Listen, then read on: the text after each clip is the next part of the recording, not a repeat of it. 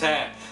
I know 9 short weeks ago you thought we'd never get to this point, but we're here. We're in our last major week of this course. Now there's still a lot that has to get done.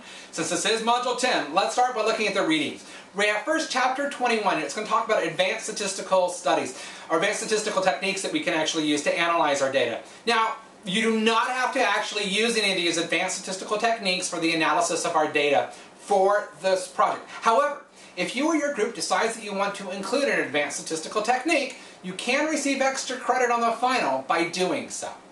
Now, if you want help on that, please don't hesitate to ask. I'll be more than happy to give you any kind of information.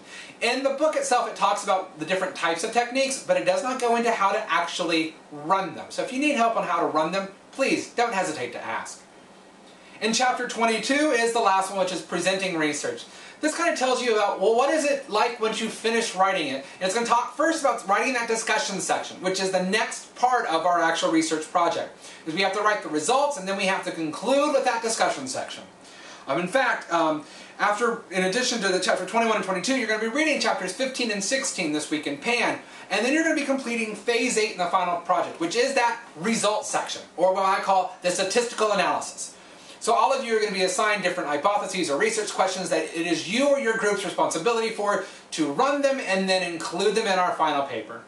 So please make sure that, again, that you are staying on top of that, because these results that we're getting right now in this module are what you're going to need to use to write that discussion section as a group starting next week. Because remember, the discussion section, as you will learn about in Chapter 22 in the Wrench et al. Book, is really where we tell people what it is that we found and what this ultimately means for all of us.